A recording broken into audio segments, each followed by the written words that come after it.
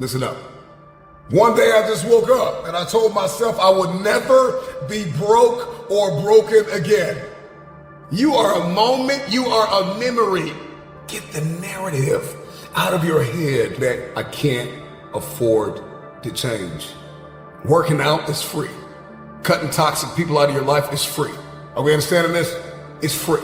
And if it's not free, the price is not as high as you've been playing yourself to believe it is. I encourage people to read at a minimum of 30 to 40 pages of something positive every day to program your mind.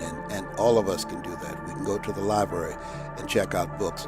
When I think about Og Mandino, who wrote The Greatest Salesman in the World, he was on the verge of committing suicide, went to the library, read the book Think and Grow Rich, and his life turned around. So reading and programming ourselves, the reason that most people should do that, psychologists say that 86% of our self-talk is negative, and it goes undetected by the conscious mind. That's why we're taught, be ye not conformed to this world, be ye transformed by the renewing of your mind. Listen to recordings and things that are positive. Go on YouTube and find things that will begin to empower you. And minimize the distractions in your life. We have so many distractions. The weapons of mass distractions cause most people not to begin to live their lives from the inside out, but from the outside in. You know, there's an African proverb that said, if there's no enemy within, the enemy outside can do us no harm. Shakespeare said, the forte of Brutus is not in our stars, but in ourselves, and we are underlings. So you have to program yourself, or your mind will be programmed. Well, what if you're God and you come here to this incredible place you created called planet Earth, and you walk up to one of your creations and you say, hey, creation, how you liking this thing I created for you? And the person says, God, I'm glad you showed up because I got a bone to pick with you. First of all, why do you make it so effing hot all the time? And then you make these stupid people that get in my way and interfere with what I'm trying to accomplish. Why wouldn't you make everybody nice and connected? You make these little red ants. I mean, why would you create such a thing if you're God? And then God goes to one of his other creations and says, how are you liking this place? And they say, oh God, thank God you're here. I've always wanted to thank you directly. This is the most amazing paradise. It's so unbelievable. First of all, you never get bored because you're always changing the temperature. It's so amazing. You bring so many people to challenge me to grow, and you make these little red ants. Man, these things are courageous. You know? Now the question is, if you were God, who do you want to hang out with, the first person or the second one? One day I made a decision that enough is enough. I'm tired of being average. I'm tired. I'm tired of being good. I'm tired. I want to go to the dealership and buy the best car. I want to move to the nicest neighborhood. I want to fly first class. I want to go to Hawaii. I want to go to Australia. I made a decision. Enough is enough. It's showtime. Will the real Eric Thomas please stand up?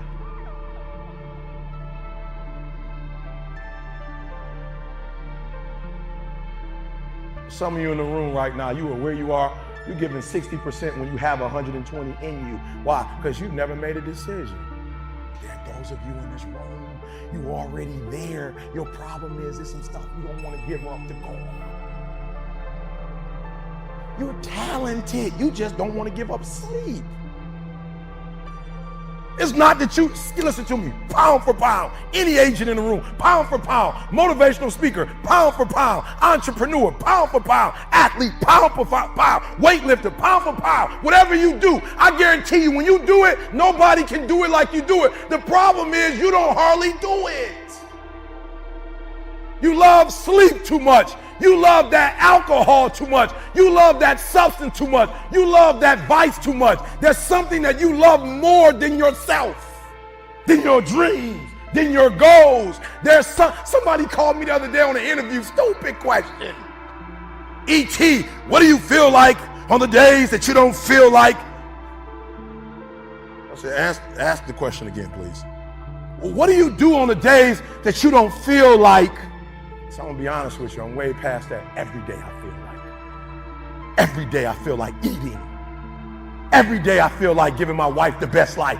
Every day I feel like driving in a nice car. Every day I feel like flying first class. Every single day of my life, I feel like giving 120. Every single day. Somebody said yesterday, E.T., you gave 120. What you gonna do tomorrow? I said, I don't know. Give 140. I don't know, but I don't have days where I don't feel like it. Why? Because I'm counting on me. My wife's counting on me. I don't have days to waste.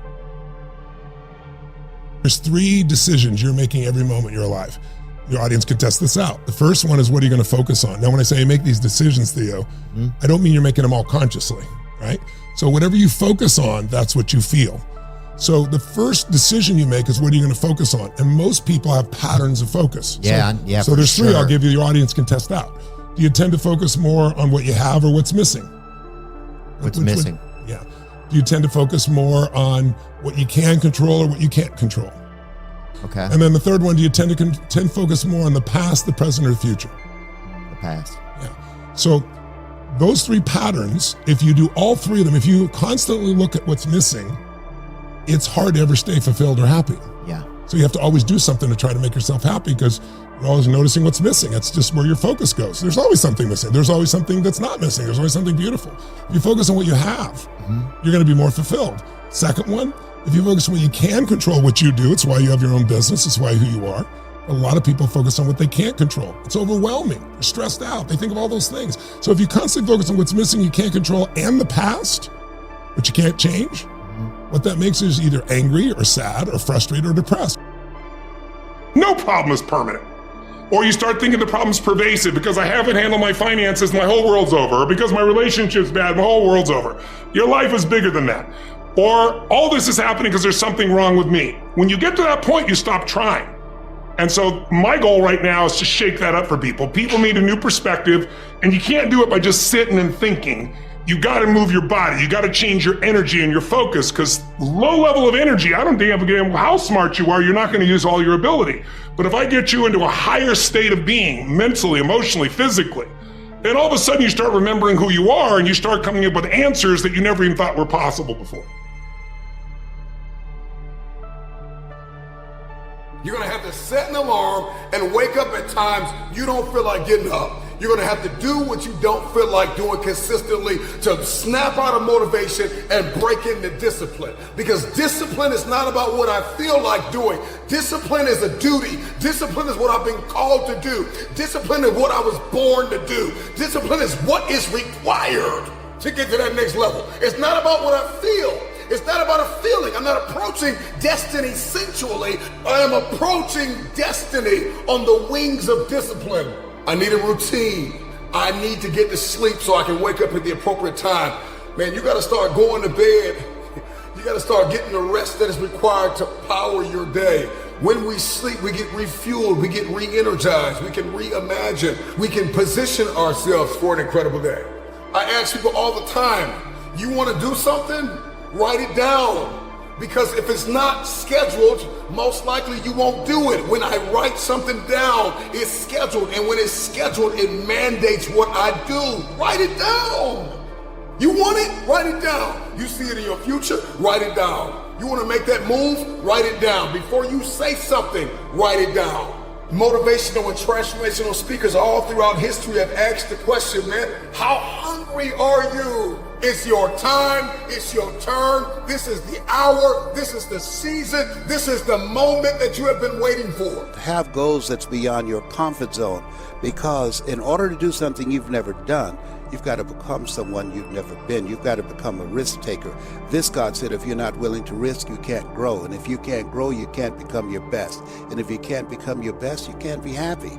And if you can't be happy, then what else is there? And the other thing is, upgrade your relationships. You earn within $2,000 to $3,000 of your closest friends. You've got to look at the people in your life and ask, what is this relationship doing to me? There are many people, because of the toxic, negative, energy-draining people in their lives, they will never be successful, because those toxic relationships will compromise their power. There's a new term in psychology, in psychiatry, called relational illness. There's some people that can make you sick. Now, some people might say, Les, can we change them? No. Full-time job changing yourself. And there's some people that's so negative, they can walk into a dark room and begin to develop.